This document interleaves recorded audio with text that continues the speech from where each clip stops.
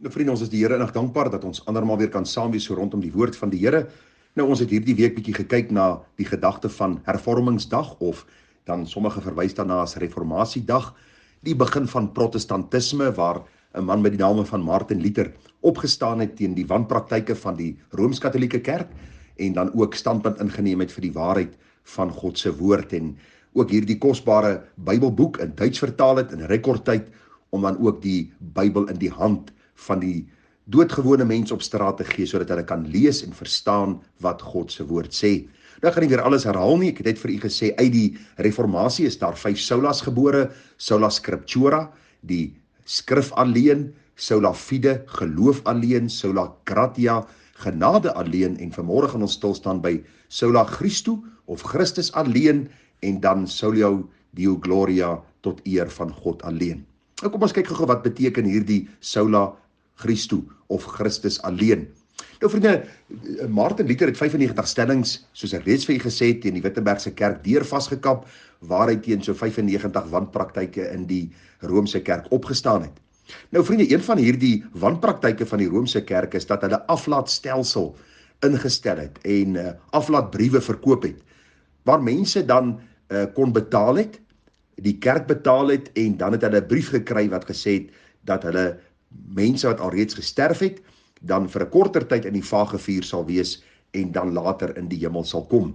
Verder het die Rooms-Katolieke Kerk ook gesê dat Jesus is die redder, maar hy is nie redder alleen nie, want saam met hom is daar ook Maria. Sy is die medeverlosser, en nie net Maria nie, maar saam dit ook die sakramente van die doop en die nagmaal, wat ook vir ons saligheid bewerk. En nog iets seker al gesien in rolprente, wanneer 'n Rooms-Katolieke gesin se kind baie siek is, dan het hulle dadelik 'n priester gesoek om daardie kind te kom doop, want as hy nie gedoop was nie, sou hy nie in die hemel kom nie, en is absolute valse lering wat die Roomse kerk dan geglo het, en Martin Luther het daarteen opgestaan.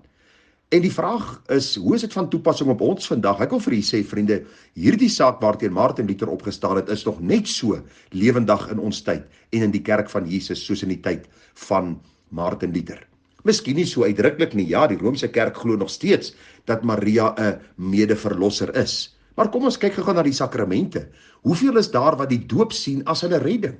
In van die gereformeerde kringe glo hulle aan die verbondsdoop. Soos hierdie kind as babietjie gedoop word, kan hy maar doen en leef net soos hy wil, en hy sal op die einde van die dag hemel toe gaan, omdat hy gedoop was as kind. En dan kry jy die ander dwaling, dat as jy 'n groot mens is, dan moet jy gedoop word, anders sal jy nie gered kan word nie.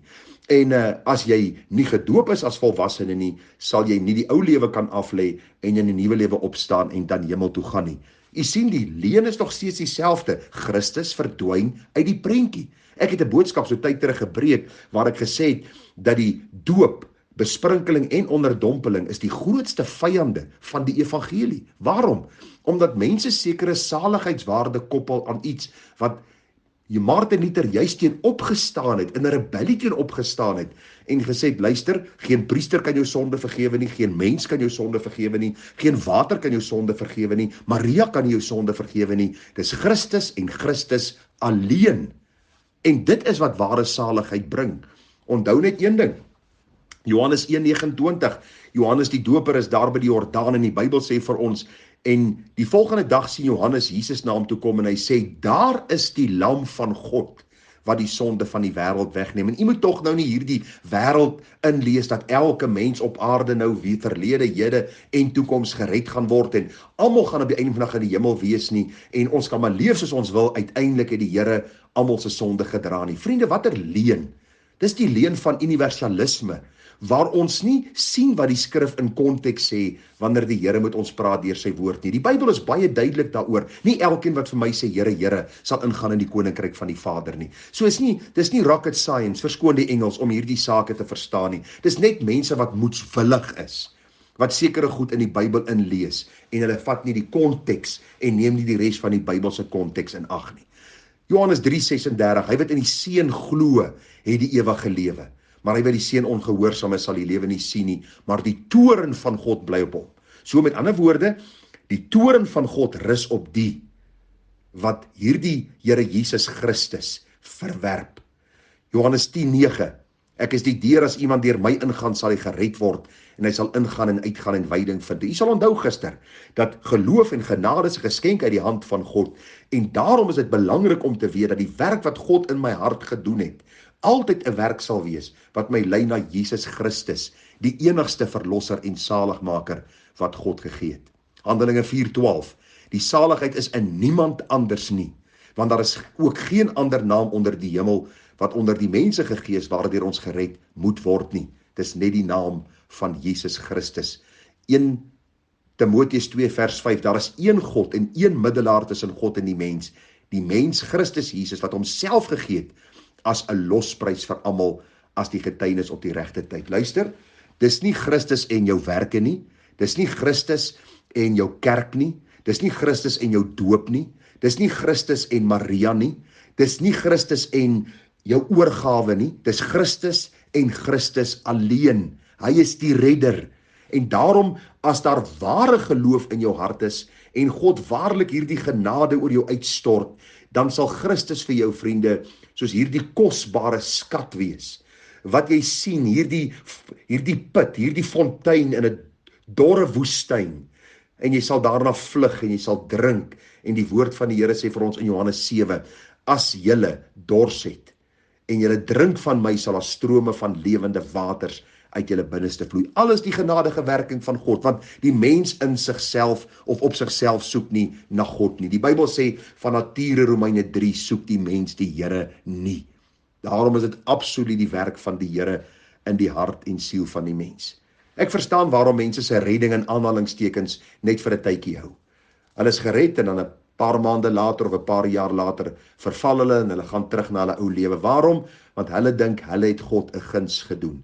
Hulle het iets gedoen, hulle het 'n bydraende faktor gelewer. Dis hulle wat God vashou en nie hy wat hulle vashou nie. Dis hulle wat besluit het hy moet hulle red en nie hy wat besluit het om hulle te red nie. Ja, jy kan miskien dink ek is tegnies, maar vriende, luister, dis waar die hart van die evangelie lê. Dat die woord van God ons leer dat geloof 'n geskenk is uit die hand van God. Genade kan nie verdien word nie en Christus is die enigste redder waardeur ons gered moet word. En dan die laaste ene, Solo Deo Gloria, alleen aan God die eer. U sien, al hierdie solas kom by een, kom ons sê maar hoogtepunt uit, en dit is dat God se eer op die spel is, tot eer van God alleen. Want u sien, hy tog immers is die held van my reddingsverhaal. Was dit nie vir die Here nie, was ek verlore, sou ek in my sonde gesterf het. Daarom sê die Bybel vir my en jou, luister vanmôre, 1 Johannes 4:19. Ons het hom lief, omdat hy ons eerste lief gehad het. Dis omdat hy ons eerste lief gehad het, dat ons nou die vermoë het om hom lief te hê. Daarom eer ons hom, daarom aanbid ons hom, daarom is hy die held van ons reddingsverhaal. Daarom praat ons nie heeltyd oor onsself, oor ons kerk en oor ons dinge nie, maar oor God. En daardeur wil ek nie vir u sê dat kerkdogmas en goed is verkeerd nie, maar vriende, as dit nie ooreenstem met die woord nie, as daar nie skrifbewyse binne konteks is vir wat jou kerk sê nie, dan moet jy vlug.